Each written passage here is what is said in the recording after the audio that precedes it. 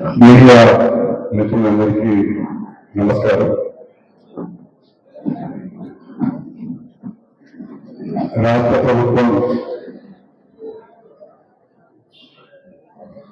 2 రోజుల క్రితమే తెలంగాణ శాసనసభలో బడ్జెట్ను ప్రవేశపెట్టడం జరిగింది. 20 మార్చి నాడు డిప్యూటీ సీఎం శ్రీ బట్టి విక్రమార్క గారు రాష్ట్ర సర్వతోముఖాభివృద్ధిని దృష్టిలో పెట్టుకుని రైతు సంక్షేమం, పేదల సంక్షేమం, మహిళా సంక్షేమాన్ని దృష్టిలో పెట్టుకొని చక్కటి బడ్జెట్ను రూపొందించి శాసనసభలో ప్రవేశపెట్టడం జరిగింది. 2026-2027 గాను రాష్ట్ర బడ్జెట్ 3,24,234 కోట్ల ప్రభుత్వము నిర్ధారించి ప్రవేశపెట్టడం జరిగింది. దీంట్లో ప్రత్యేకంగా సోషల్ సర్వీసెస్ పైన, సోషల్ సర్వీసెస్ అంటే సబ్సిడీస్ కావచ్చు, వ్యవసాయానికి ఇచ్చే సబ్సిడీస్ కావచ్చు, పేద ప్రజలకు ఇచ్చే పెన్షన్స్ కావచ్చు, ఇవన్నీ కలుపుకొని 3,54,234 కోట్ల బడ్జెట్లో 1,06,000 కోట్లు రాష్ట్ర ప్రభుత్వం సోషల్ సర్వీసెస్ పైన ఖర్చు పెట్టింది. 1,06,000 కోట్లు సోషల్ సర్వీసెస్ పైన ఖర్చు పెడుతూ మొదట 74,450 కోట్లను ఎకనామిక్ సర్వీసెస్ పైన ఖర్చు పెడుతున్నారు. నేను మీడియాకి చెప్పేది ఏంటంటే ఈ 74,450 కోట్ల రూపాయలు రాష్ట్ర ప్రభుత్వం చేసిన అప్పుల పైన ఇన్స్టాల్మెంట్స్ వడ్డీ రూపంలో సంవత్సరానికి 74,450 కోట్ల రూపాయలు మనం చెల్లిస్తున్నాం. సోషల్ సర్వీసెస్ కు 1,06,000 కోట్లు ఖర్చు పెడితే అప్పులు తీర్చడానికి, మిత్తి కట్టడానికి 74,450 కోట్ల రూపాయలు ఖర్చు చేస్తున్నాం. ఇది కాకుండా 6 గ్యారెంటీల పైన, 6 గ్యారెంటీలు ప్రధానంగా రైతు భరోసా కానీ, చేయిత కానీ, ఇళ్ళు కానీ, లేదా ఉచిత బస్సు సౌకర్యాలు కానీ, గృహజ్యోతి కానీ, ఇంధన ఆర్థిక భరోసా కానీ, గ్యాస్ సిలిండర్కు సబ్సిడీ కానీ 6 గ్యారెంటీలకు సమర్పించి 50,703 కోట్లు ఖర్చు చేస్తున్నారు. ఎందుకంటే మీకు విలువగా చెప్పే ప్రయత్నం చేస్తున్నాను. సోషల్ సర్వీసెస్ పైన 1,06,000 కోట్లు, ప్రభుత్వం చేసిన అప్పుల పైన అసలు మిత్తి కట్టడానికి 74,450 కోట్లు, 6 గ్యారంటీస్ అమలు చేయడానికి 50,703 కోట్లు ఖర్చు చేస్తున్నారు.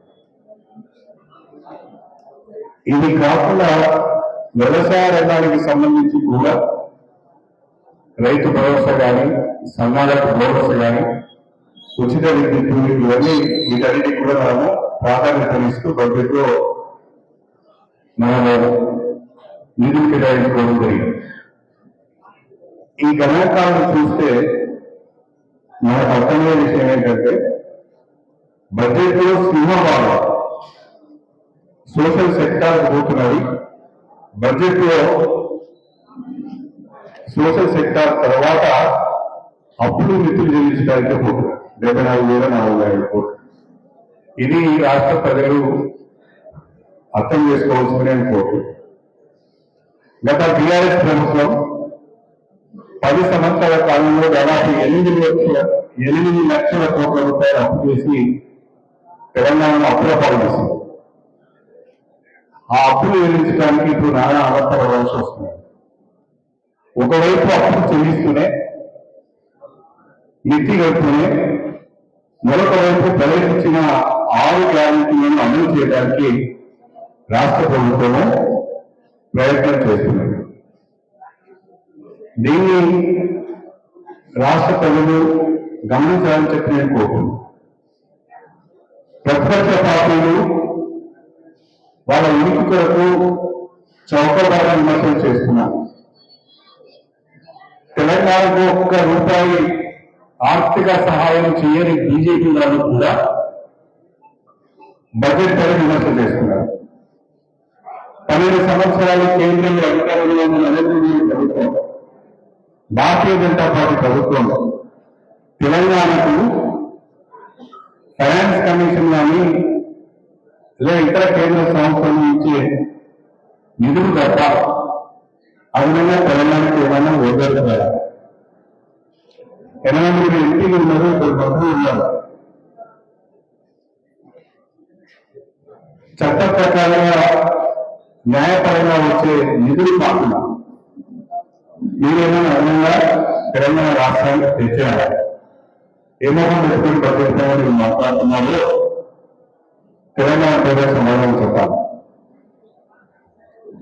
కేంద్ర ప్రభుత్వం నుంచి ఒక సెంట్రల్ యూనివర్సిటీని తీసుకొచ్చారా, లేదా ఒక సెంట్రల్ ఇన్స్టిట్యూట్ ని తెచ్చారా, ఒక ప్రాజెక్టు నేషనల్ జాతీయ ప్రాజెక్టు తెచ్చారా, లేదు ఒక 10,000 కోట్ల రూపాయలు తెలంగాణ ఆర్థికంలో ఉన్నదని సాయం చేశారా? ఈ 12 ఏళ్ల కాలంలో ₹1 కూడా కేంద్ర ప్రభుత్వం నుంచి తెలంగాణకు సహకారం లభించలేదు. కాబట్టి మీకు తెలంగాణ పైన ప్రేమ లేదు అనేది అనేక సందర్భాల్లో చెప్పారు. బీజేపీ తెలంగాణ పట్ల సవతి తల్లి ప్రేమను చూపెట్టింది. తెలంగాణ అభివృద్ధిని అడ్డుకుంటున్నది. తెలంగాణ అభివృద్ధి కొరకు ₹1 కూడా సహాయం చేయడం లేదు. ఒకవైపు బీజేపీలో కేంద్ర ప్రభుత్వంలో సహాయం చేయడం లేదు, మరొక వైపు టీఆర్ఎస్ 10 సంవత్సరాల అధికారంలో ఉంది. తెలంగాణ అప్పుల పాలు చేసి వాళ్ళు వెళ్ళిపోయారు. ఇప్పుడు ఈ 2 పార్టీలు వాళ్ళ రాజకీయ ఉనికి కొరకు రాష్ట్రంలో ఉన్న కాంగ్రెస్ ప్రభుత్వం పైన విమర్శలు చేస్తున్నారు. ఇలాంటి పరిస్థితుల్లో కూడా ఆర్థిక పరమైన ఇబ్బందులు ఎదుర్కొంటూ కూడా రాష్ట్ర ప్రభుత్వం ఈ సంవత్సరం కొన్ని కొత్త పథకాలకు శ్రీకారం చుట్టింది. ఈరోజు దేశంలోనే మొట్టమొదటిసారిగా ఇందిరమ్మ బీమా పథకాన్ని మన తెలంగాణ రాష్ట్రంలో అమలు చేయలేదు. 1,15,00,000 కుటుంబాలు బీమా పథకాన్ని వర్తింపజేసి ఆ కుటుంబంలో ఎవరైనా పెద్ద చనిపోతే ఆ కుటుంబం ఆదాయం కాకుండా ఉండడానికి 5 లక్షల రూపాయల బీమా సౌకర్యాన్ని అన్ని కుటుంబాలకు కల్పిస్తున్నారు. రాష్ట్రంలో 1,15,00,000 పిల్ల రేషన్ కార్డులు ఉన్న ప్రతి కుటుంబంలో కూడా ఇందిరమ్మ బీమా పథకాన్ని వర్తింప చేయడం చాలా గొప్ప విషయం. దేశంలోనే మొట్టమొదటిసారిగా ఈ పథకాన్ని మనం అమలు. అదేవిధంగా దేశంలో ఎక్కడ లేని విధంగా మన రాష్ట్రంలోనే పథకాలు ఉన్నాయి. మన రాష్ట్రంలోనే 7 స్కూల్స్ ఉన్నాయి. మన రాష్ట్రంలోనే ఈ సంవత్సరం నుంచి తెలంగాణ పబ్లిక్ స్కూల్స్ కూడా రాబోతున్నాయి. అంటే విద్యను పెద్దదిగా చేస్తున్నాం. పేద వర్గాల పిల్లలకు నాణ్యమైన విద్య అందించాలనే ఉద్దేశంతో ఇవాళ యూనివర్సిటీలో కూడా పెద్ద ఎత్తున నిధులు ఈ బడ్జెట్ లో పెట్టడం జరిగింది. ఒకవైపు ఇండియా ఇంటిగ్రేటెడ్ స్కూల్స్ కు, తెలంగాణ పబ్లిక్ స్కూల్స్ కు, యూనివర్సిటీస్ కూడా ఈ బడ్జెట్ నిర్మించాలంటే విద్య పట్ల ముఖ్యమంత్రి గారు ఉన్న ఆసక్తి, విద్యలో పెట్టుబడులు పెట్టడం ద్వారా ఒక తెలివైన సమాజాన్ని మనం నిర్మాణం చేసుకోవచ్చు ఉద్దేశంతో పెద్ద ఎత్తున విద్యాశాఖ పైన కష్టపడతారు. విద్యాశాఖకు ఇవ్వడమే కాకుండా ఈ విద్యా సంవత్సరం నుంచి అంటే వచ్చే జూన్ జూలై నుంచి అన్ని పాఠశాలల్లో ఉదయం పూట పిల్లలకు బ్రేక్ఫాస్ట్ ఇవ్వబోతుంది. ఆ బ్రేక్ఫాస్ట్ లో పిల్లలకు 3 రోజులు పాలు, 3 రోజులు రాజుగా ఇవ్వబోతుంది. ఎందుకంటే ఆరోగ్యంగా పిల్లలు ఎదగాలని న్యూట్రిషన్ తో కూడిన ఆహారం అందించాలనే ఉద్దేశంతో ఉదయం పూట పాలు లేదా రాగిజావ, మధ్యాహ్నం సన్నటి వంటి భోజనం. అదేవిధంగా ఈ విద్యా సంవత్సరం నుంచి అన్ని ప్రభుత్వ పాఠశాలల్లో పిల్లలకు మధ్యాహ్న భోజనం పెట్టబోతున్నారు. ఇది కూడా